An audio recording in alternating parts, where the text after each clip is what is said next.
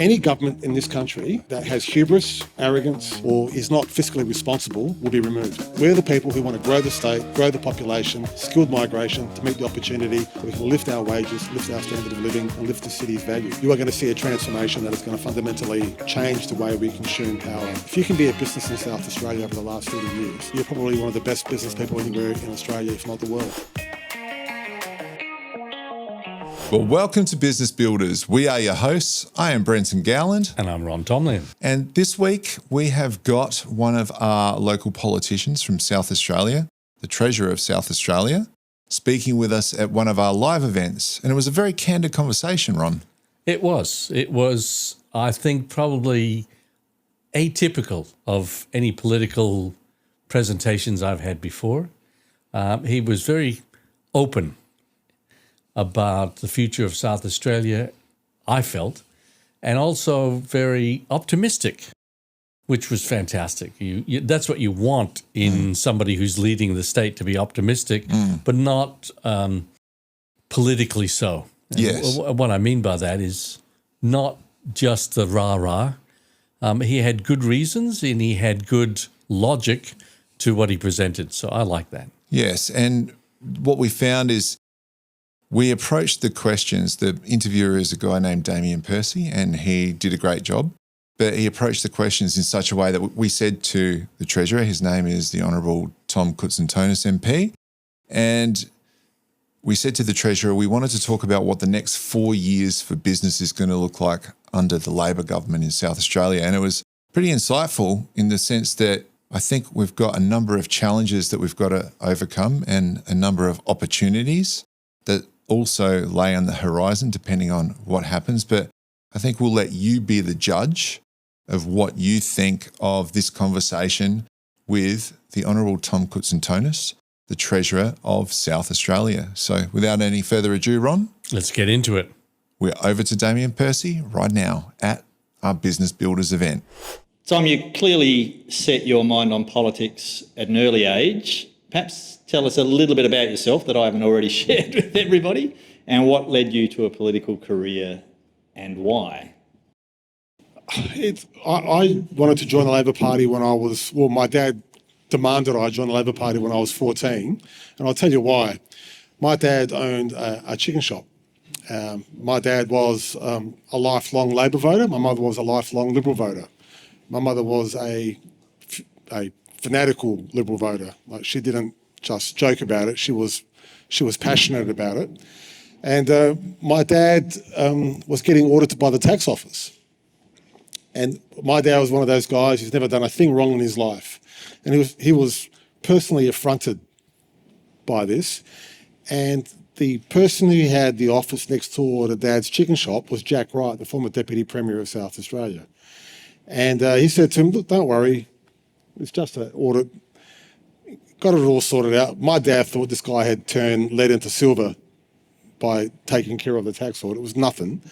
And he ordered me to go volunteer for him. And said, you will go help him because he helped us. I said, no worries. Horrified my mother. So I started letterboxing for the Labor Party when I was 14 in and around Richmond, and that's when it started. So Jack Wright, a bit of a mentor then? No, Jack Wright wasn't a mentor. Jack Wright... You said that really forcefully, right? Yeah. No, Jack Wright, not a mentor. Jack Wright was a bit too left-wing for my politics. He was a very good and decent man. My mentors are Don Farrell and Michael Atkinson. They've been my mentors my whole life. We do talk about mentoring a little bit here. We've notwithstanding Brenton and I, and by Brenton and I mean me, are somewhat older than others. We're sort of actively encouraging younger people in business to join our community and steal. Largely we'd like their organs later, but in the short term, it's all about to the extent we've got something to give those of us who've been around a while we can. What did, say, Don Farrell and Mick Atkinson do as mentors for you? This is a bit of inside baseball that might bore you to tears, but when I joined the Labor Party, there was two dominant groupings. It was the left and the left. And anyone who didn't agree with them was shut out completely. So if you were in any way centrist, you were not considered part of the cult. To our east was New South Wales, which was dominated by the New South Wales right, and they would send people out to South Australia regularly. So when I joined the party, the right was at, I think, 4% of the vote in the party. When I became Secretary of Young Labor, it had been controlled by the socialist left for 30 years. And it was a slow, long burn revolution to bring the party kicking and screaming into the middle. And so I suppose that sort of division between my father being a Labor voter and my mother being a Liberal sort of dragged me into the middle. My mother was staunchly anti-communist because of her experience in Greece. My father was very much a unionist and a Labor voter because of his experience working in a factory for most of his life until he started his own business. So there was that sort of dichotomy between yin and yang that sort of made me think the extremes were not for me. Yeah, well said. Well said. I must share my only Mick Atkinson story. Mick, and I actually tried to Google this today to work out whether I was just misremembering it or not. But Mick was asked during the Republican debate, where he sat, and he said that he sat in neither spot because he was waiting for the rightful return of the Tudor kings. No, Stuarts. The Stuarts, sorry. The restoration of the Stuarts. I thought that was an absolute ball terror. That was an absolute ripper. All right, enough of this softball questions. Tom? Foreshadowing. So energy sits in your space. The government's stated target is 100% net renewables by 2027. I think that's right. How do you feel about that goal, and what's the likelihood of us getting there? Why does it matter? It matters for a couple of reasons. It matters because decarbonising the electricity market is something that is vitally important for the long-term prosperity of the state. A lot of people might gasp when I say that, because I know in some crowds it's become fashionable to start thinking that decarbonisation is not a path we should be following. My constant refrain to that is, let's say, for example, you did not accept the science on climate, and that you wanted to persist with investing in fossil fuels like coal, for example. I can't think of an investment fund in Australia that is currently making those investments. The market's made its mind up, regardless of your view on climate. It is the cheapest form of energy now to be put into the system. The key for us is that gap. And you do gap analysis. Gap analysis is how do we firm that energy? And that's what we're paying for. And the closer and closer we get to 100% net renewables, that gap drops. Just last month, wholesale prices in South Australia plummeted because we'd reached that tipping point, getting closer and closer to 100% net renewables. But don't be mistaken, I'm not in the greens. It's net renewable, which means we need gas to back it up. And you might not have seen the deal we did last week before we went into caretaker with Santos. I had this really cool question about 200 petajoules of gas, and you just 20, not 200. Oh, 20, that typo. No, lucky I didn't go with my questions then. So yeah, take my question. So South Australia uses about 60 petajoules of gas per year. Cooper Basin produces about 50 petajoules a year that are exported to Southeast Asia, Japan, Korea, and China. That Horizon contract comes to an end in 2030. There are some people who want us to try and reserve that gas. Constitutionally, South Australia cannot reserve gas for itself. We can reserve it for the country, but we can't reserve it for South Australia. So what we've done is entered into a commercial agreement with Santos to keep 20 petajoules in South Australia on top of what we already have. So we are basically adding 1/3 of our gas supply to the South Australian market, which is overwhelmingly going to be for Whyalla steelworks and electricity generation. For me, that was a culmination of 6 months of negotiating with Santos, which was a very difficult negotiation, but probably one of the most important negotiations by any state government anywhere in the country, And those of you that are interested in energy policy, if you're following the reservation and gas politics in the country, it has sent shockwaves through the eastern seaboard. You won't see it in the advertising, but it's been applauded in Queensland, it's been applauded in New South Wales, it's been applauded by business across the country as one of the most innovative ways for a government to keep gas. We've made a decision that means we buy it. 2, we haven't used our legislative powers to keep it here, so it's not a stop on investment on more gas. So people are still going to be drilling because the government hasn't gone mad and started, legislating away gas producers' rights. People can still invest in it. And we've secured gas that will otherwise leave the country. So we've been able to tick 3 boxes that has besetted governments previously, from John Howard right through to Anthony Albanese, and I think we've done an amazing job. If I might indulge in a bit of self-praise for a moment, that gas deal is one of the biggest deals the state government has ever entered into. And when that gas starts flowing into South Australia, you will see a noticeable difference in the industrial uptake of that gas. Speaking of another gas, green hydrogen. A lot of talk about it a number of years ago.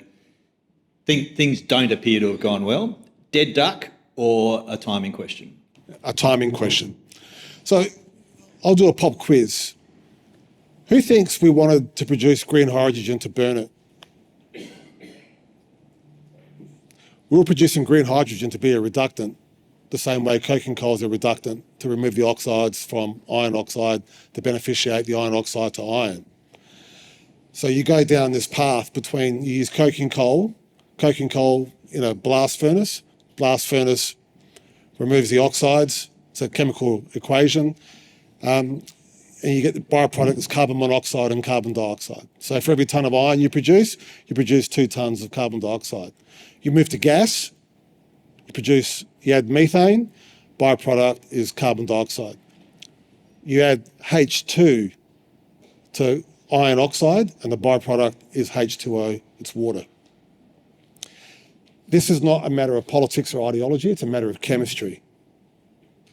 If anyone thinks that hydrogen is not going to be used to invest in decarbonisation of steel, then you're not paying attention.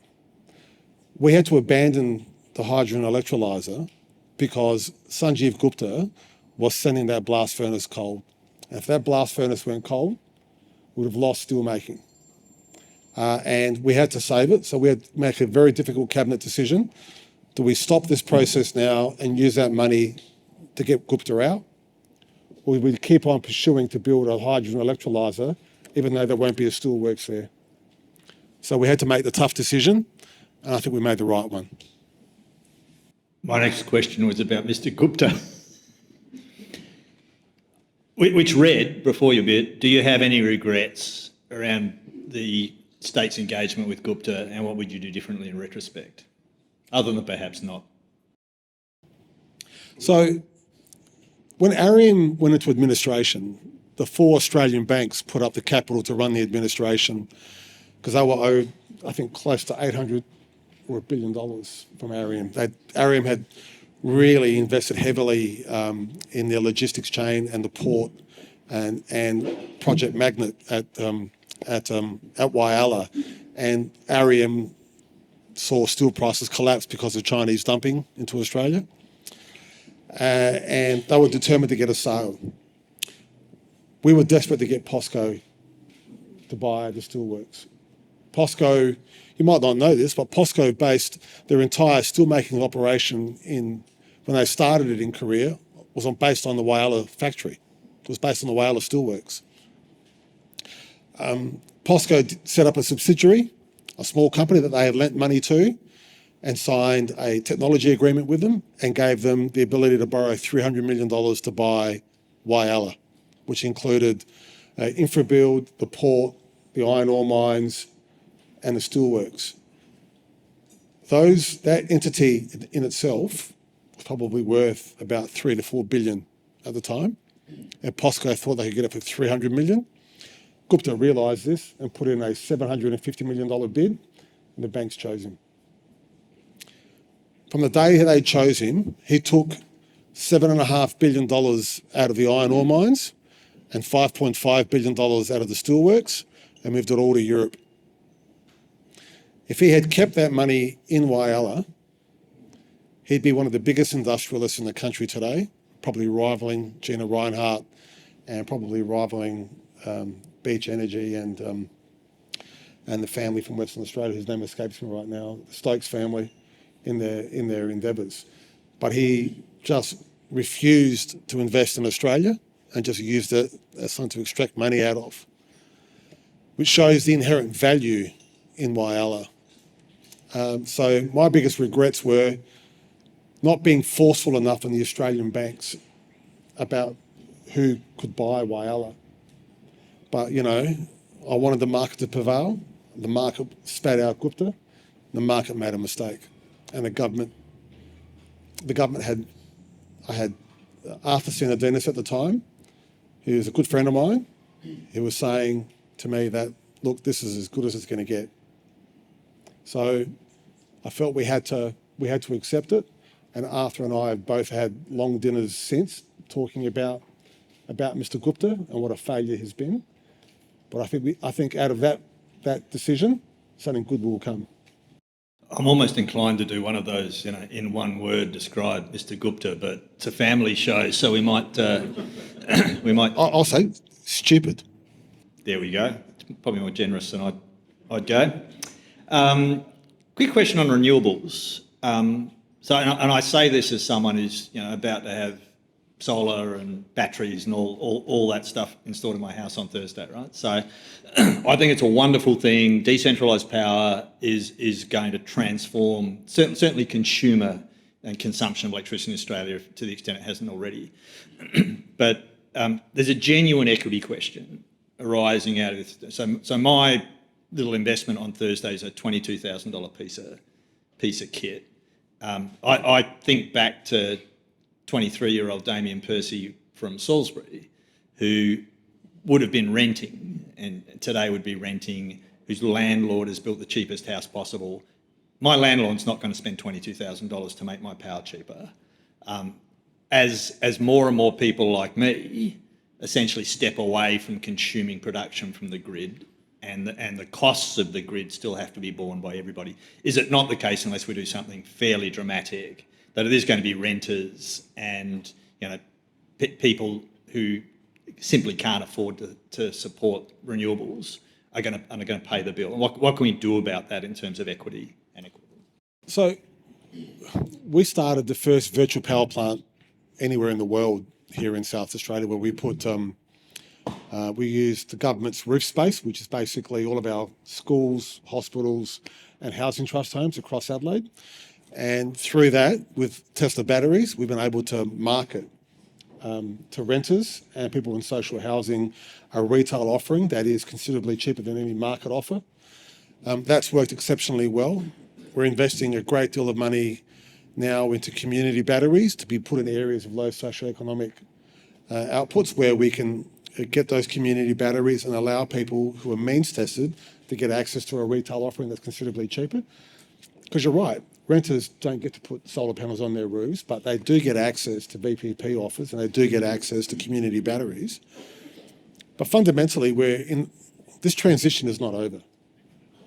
And there is another part of this transition to come that's going to be about EVs. And when EVs become bidirectional properly, you are going to see a transformation that is going to fundamentally change the way we consume power in this country. And it's going to come very quickly and unexpectedly.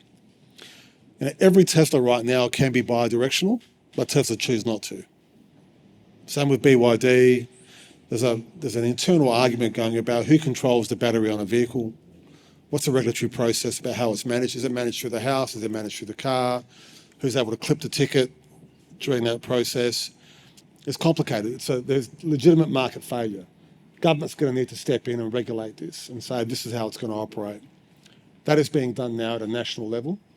The moment that's finalised and you start buying your electric vehicle, and instead of having a Tesla Powerwall, which might be 14 kilowatt hours, you could have access to a battery that's 100 kilowatt hours under your car. So why is that important? The reason your power bills go up and down is because of the peaks, right? It's the same with infrastructure costs. We build to manage peak traffic. We're also building infrastructure to manage peak power. If you can shave those peaks off, the cost of having to provide that power during those peaks drops. So if everyone's got a car at home and it's plugged into your house and you're not drawing from the grid during those peak periods in the morning and in the evening, and you're charging overnight when everyone's asleep and the wind's blowing, you'll see a dramatic shift and change in the way power is consumed and in the cost of power. Because the way the national electricity market works is a gas-fired generator has to make an assumption on the next 12 months based on the last 12 months about what they're going to charge in a fixed price for a retailer. So they have to guess the peak periods. What's the weather going to be? How hot's it going to get? What's the interconnect going to do between New South Wales and SA and Victoria? These are very hard hedges to make. So like any good hedge market operator, they hedge for the worst and hope for the best, which means the prices you pay are higher than they should be. Plus, you've got governments in Victoria and New South Wales who are making it difficult to find the fuel source that's used to firm power, which is gas, so that increases the cost. Even in this election campaign, I've had to do debates with people saying our opponents are banning gas extraction in the southeast of the state, the second largest basin in South Australia. So gas is still political. And while that's going on, we're going to have this problem, but bi-directional vehicles, I think, will be a big part of that game change that we still haven't realised the impact of. You spoke briefly of your opponents, and I have some concerns you won't have any at the end of the election, or to the extent you have any, they'll fit in an Uber, possibly an Uber XL, right, if they're lucky. The challenge with that is the state government is popular. Had some good news announcements, MotoGP, submarines, there's a lot going on. Peter Malinauskas is a seriously good-looking rooster. And, am I wrong? We all saw the photo that Sunday Mail photo last election with his shirt off, throwing his kid into the air in the pool. I mean, I said to my wife, game over. There is no one can beat that photo. So popular government, things are going reasonably well. The chances of fairly weak opposition. There are material increases in state debt over the next 3 years, which is not just a South Australian problem. It's a national issue. You're not, as a government, assuming you do your full. Okay, just checking. Yeah, you're going to be there. You won't have a strong opposition. You've got good popularity. Things are feeling good. Where are the guardrails that are going to create that fiscal discipline for a state government that's got a lot going its way and not a lot of people keeping an eye on it? The public. We're the public. That's I'll give you two very good examples. In 1996, Paul Keating lost in the biggest landslide the Australian Labor Party has ever suffered in our history. And John Howard won in the biggest landslide the Liberal Party had ever achieved other than 1975. 2 years later, the Howard government had the biggest swing against it of any incumbent government in its history and nearly lost. And the Labor Party achieved the majority of the two-party preferred vote. In 1993, after John Bannon nearly bankrupted the state, we were wiped out and we only won 10 seats.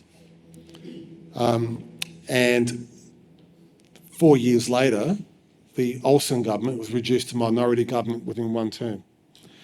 Any government in this country that has hubris, arrogance, or is not fiscally responsible will be removed. All right? The political climate now is so volatile that you are talking about the party of John Howard being wiped out. The Liberal Party are a sleeping giant. Do not assume for a moment that they are gone from history forever. Right? That brand has been built since the 1940s. I'm not sure what's going to happen in this election campaign. I hope it goes well for us. There's a lot of disruption going on with Pauline Hanson's One Nation. A lot of the damage being done to the Liberal Party is self-inflicted. 4 leaders in 4 years, 3 shadow treasurers in 4 years. No wonder people are concerned, right? But that doesn't mean that we'll get in and do whatever we want, because I'm a politician. I'm looking at the next election.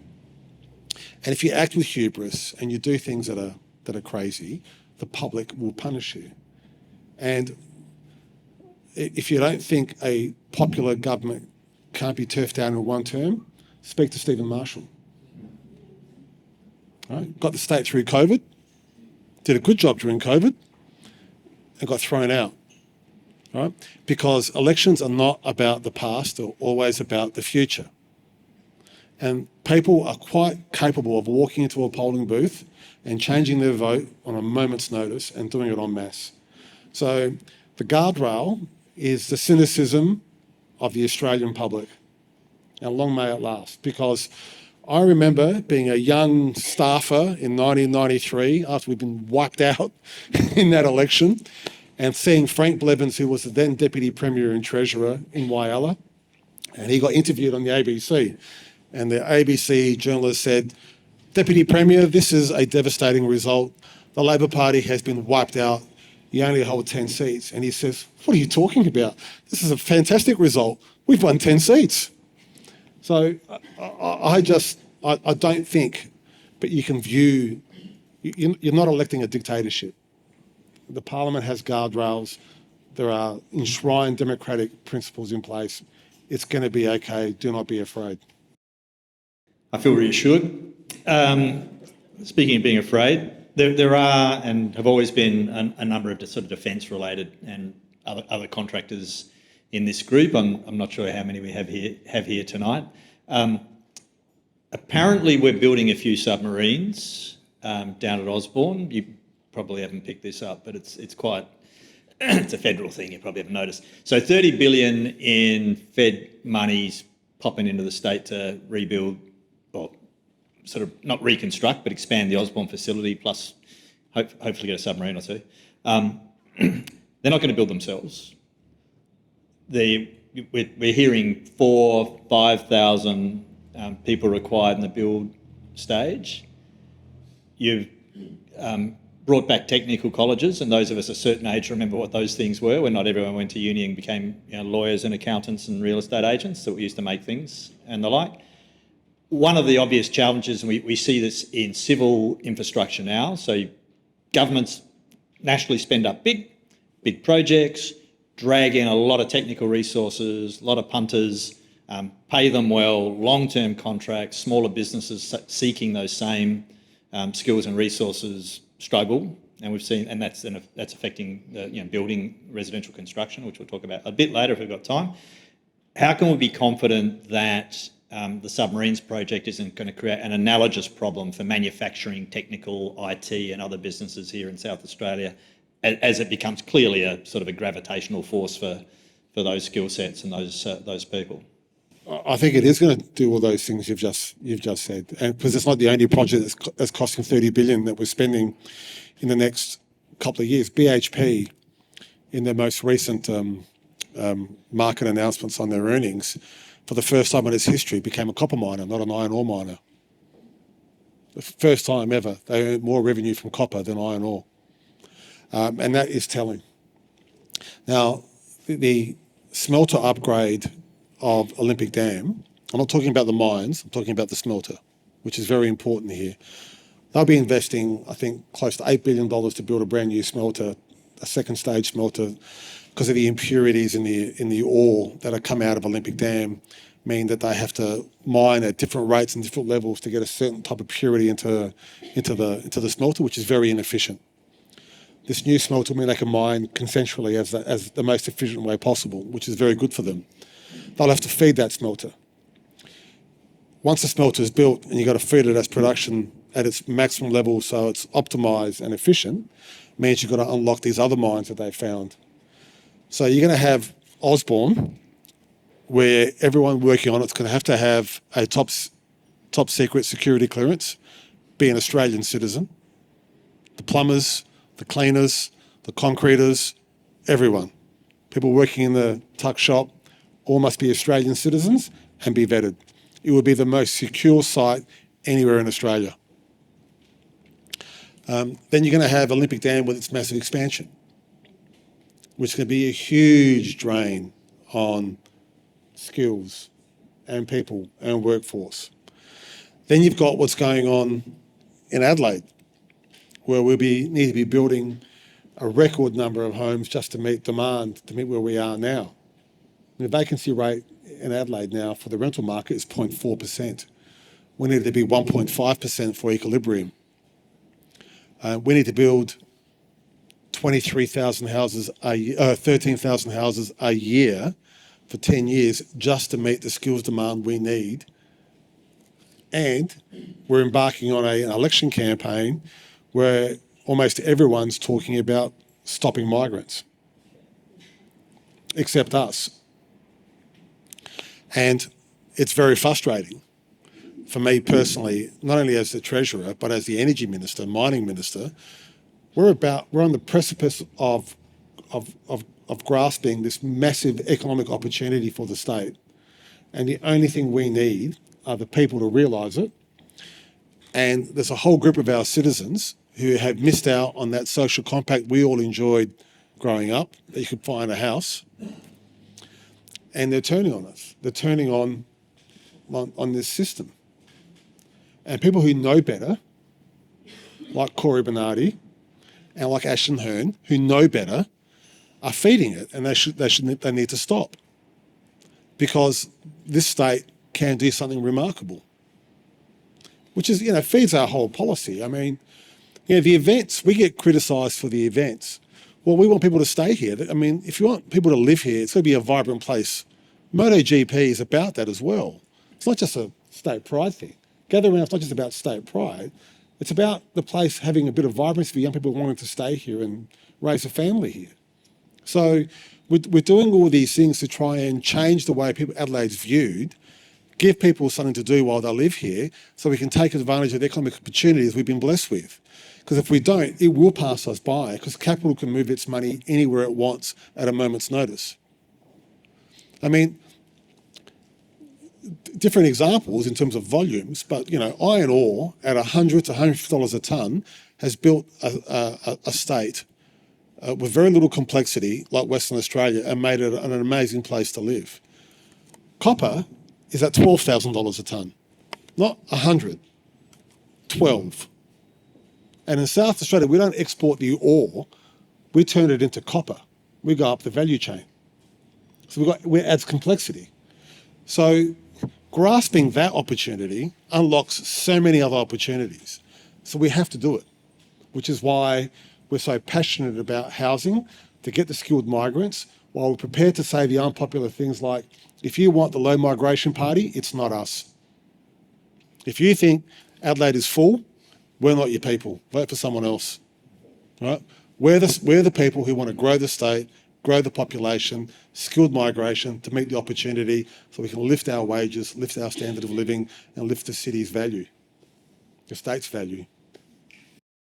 You beautifully led in my last two questions. Am I going to go time, Brenton, or have I completely cocked it up? Or more importantly, the Treasurer probably has somewhere else to do. You've got Treasury things. No. Wife and daughters are saying, where are you? So, take the time as long as we've got time for a few questions. Oh, we'll have time for a few questions. So one of the joys of doing this is one does get to pursue one's own discrete issues and passions. And I've been in the mortgage industry. I've been running home loans businesses for banks and non-banks for 30 years. So I have an extraordinary passion for housing, and not the traditional banker's extraordinary passion for housing, which is yay, more housing, more debt. I'm at the opposite time, and I still remember the mid-2000s when I first heard John Howard say, when people were complaining about house prices then, 20 years ago, when he said, no one ever stops me in the street and says, John, you and your government, I'm outraged because my house is worth more. And it struck me at that time as just how wrong Australians and politicians and government at all levels thinks about housing as an asset, not as a social and community need. And my good friends at CoreLogic 2 days ago released their hedonic index. If you love a hedonic index, CoreLogic is the place to find one. And the median house price in Adelaide is now $923,000. So if you go back 10 years, the median house price to median family income ratio was about 6, and we're essentially at 10 to 11. Now we are at top 10 in terms of unaffordable housing globally as it relates to family income. And this is an economic tragedy of fucking global proportions that's gone on in Australia the last 20 years. And there are a bunch of things that the feds are responsible for and are maybe doing something about. We'll see how courageous they are. There has been an initiative of the state government recently to add liquidity to the older end of the market by allowing old people like me to downsize without... And it is true for all the, hey, it's a free kick to boomers, and I'm not one of those. I'm fractionally younger than that. But it is one of the things that factors into do you get rid of your giant 3 or 4 bedroom house and downsize, well, not have to pay $80,000 stamp duty.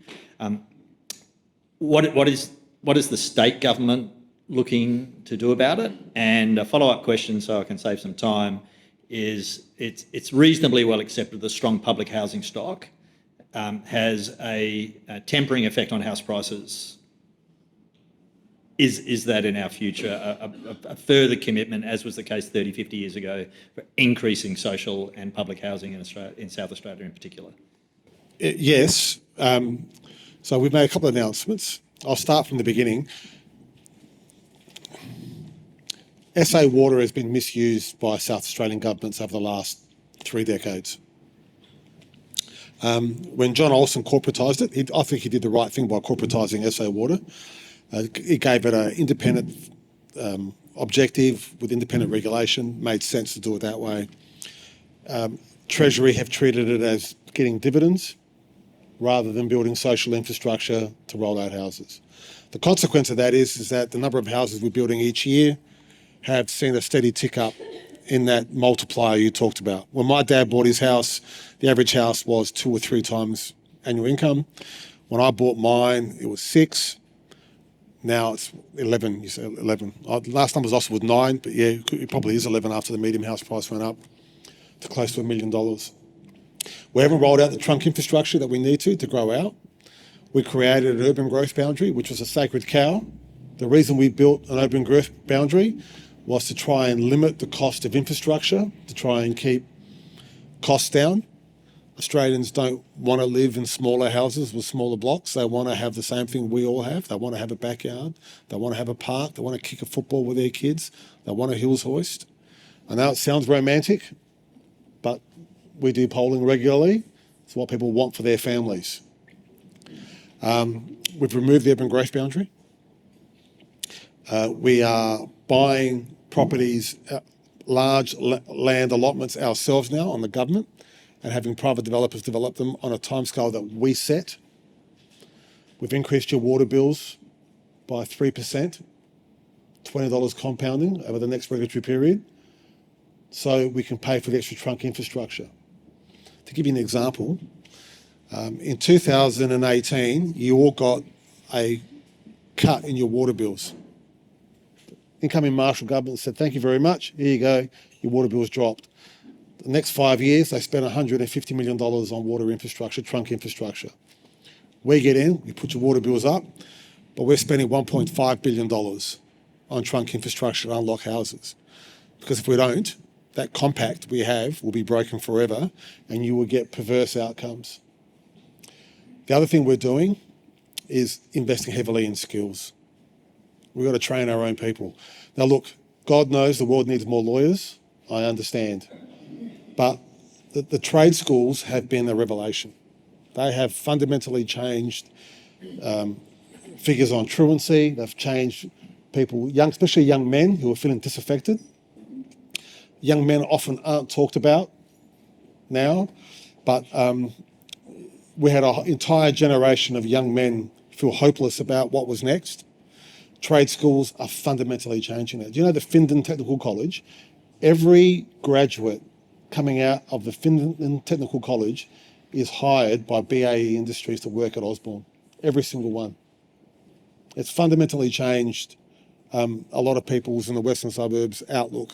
So we're building 3 more of those. We'll have 8. We'll probably end up building more than 8, to be honest, but they are a remarkable outcome. And then we've got to get more people to apartments and get people who are in existing large houses out. All of our incentives are designed on new supply. And this is the political question. Our opponents are incentivising on existing homes. We're incentivising only on new builds.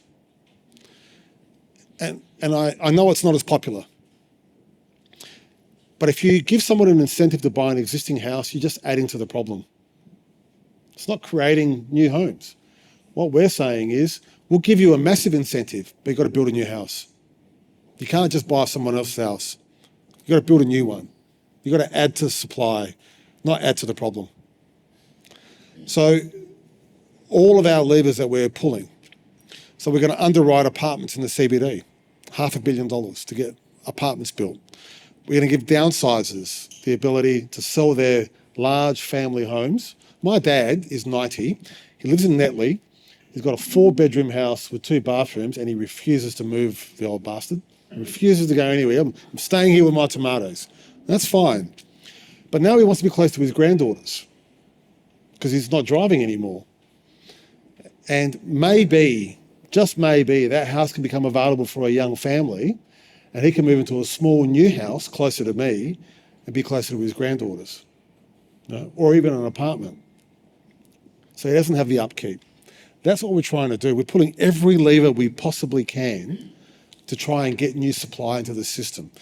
Zoning. I mean, we're doing everything. We're even paying for the rezoning now. And the examples I point to are Golden Grove and West Lakes. Do you know why they were successful? Because we went in, we built the infrastructure first, and then the private sector came in and built the houses, and they're a huge success, and we recovered our money over a period of time. What treasuries have done subsequently is push that debt and that infrastructure onto developers. So it takes longer to build, the price goes up, and you get delays. So we're going back to an old model that worked, and hopefully it's enough to take advantage of the economic opportunities that are coming, because if we don't, the next generation will not forgive us. Well said. Conscious of time, and I do want to allow some time for questions that aren't mine. Using only one word, what personal attribute do you value most about yourself? Loyalty. Expecting nothing less. What personal attribute about yourself do you need to keep working on?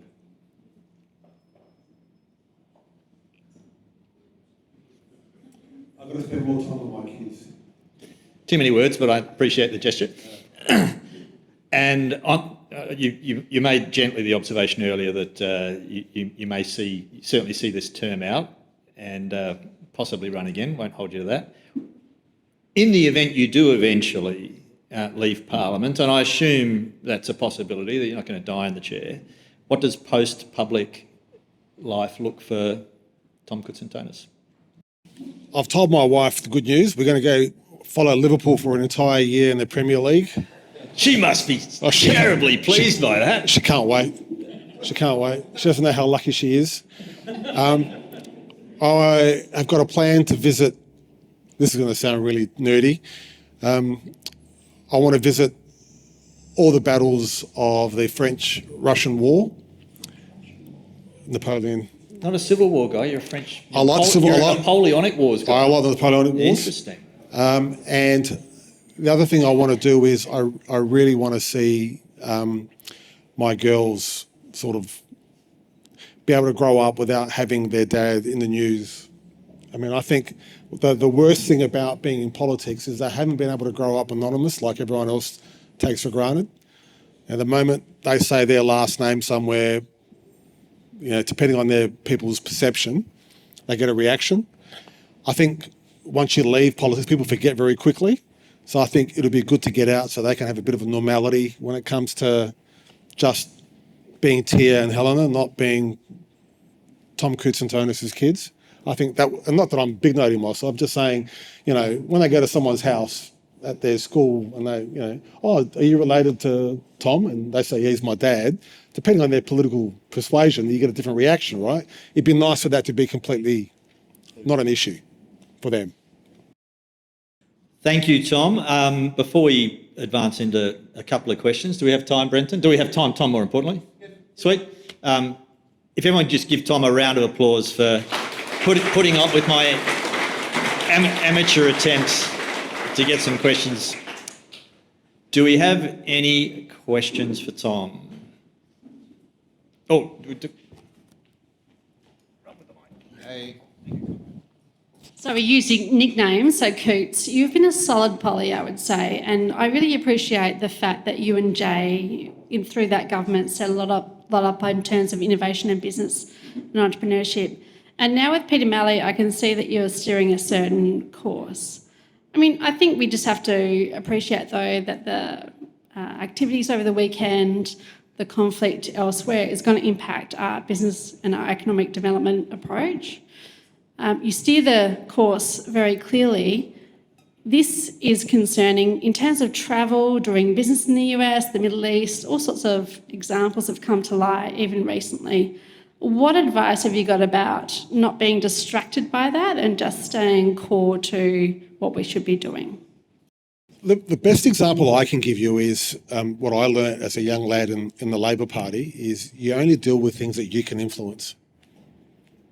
All right, like I'm constantly telling the young ones in the government and in the party, when I say young ones, the ones who are newer, you can't influence what your opponents do. You can only influence what you do. So only be worried about the things that you can change, and you react. So you be aware of what everyone else is doing, but the amount of time people in business and in politics spend on what other people are doing rather than what they can do always fascinates me. So I'm the type of guy who just focuses on what it is I can do rather than what it is I can convince Albo to do or what our opponents might say or do. So I just focus on what I can change. So, with what's going on now, I mean, the Straits of Hormuz being closed is 20% of the world's oil basically cut off. That's going to have a short-term impact. I don't know what the long-term plan that Trump has dreamt up in terms of an exit strategy from this conflict, if there is an exit strategy. And the reason I say that, being a student of history, it won't be the first time a war has been started without there being an exit strategy. So I don't know what happens next. I know that sounds frightening, but I don't know what happens next. I think what will happen next is they'll come to some sort of arrangement and things will quieten down and we'll get back to normality. But if we are going for a regime change, that could take a time. And I don't know what the impacts are going to be on global trade, global prices, on interest rates, on inflation. It's certainly going to be a supply side shock in this country, which again goes back to the lessons we have not learnt from COVID and the lessons we ignored during the global financial crisis. And that is, resilience and sovereign capability are everything in a country that borders no one. And we still refuse to learn the lessons of it. So I think maybe this time we might, but who knows? Thank you. You talked about migration and skills, and I'm going to add in the third trifecta, which is the international students and education, and the interconnectedness between those three things. So I just wanted to share a little story. I like supporting Indian students who are here. They're studying, they're graduates, they're doing IT, engineering. I employ one of them to clean my house, and he's got a lovely girlfriend. He's an IT graduate. She's in cybersecurity. They cannot get employment, even though we have this skills shortage. So now he's gone off to do a carpentry course because that is a pathway to PR for him.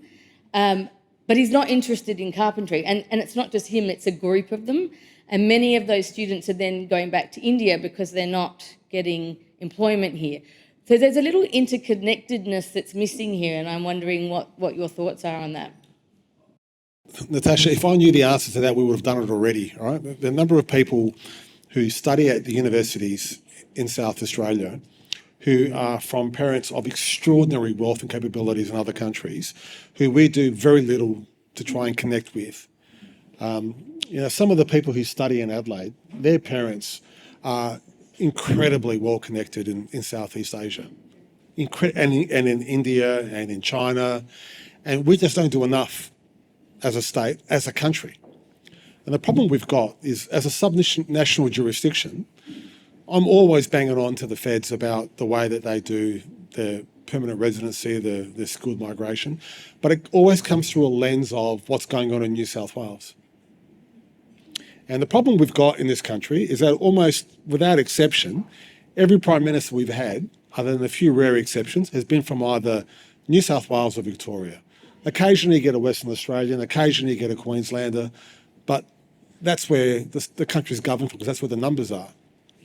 So they bring that lens to it. So if you're a migration minister in Western Sydney, right, you're not out there talking about more migration to Australia, because the country, as far as they're concerned, is Western Sydney. There's a big problem. There's a big disconnect. And I think we need to see the smaller states do a lot more to advocate. John Howard had a really great plan where he gave Adelaide regional status early on in his prime ministership.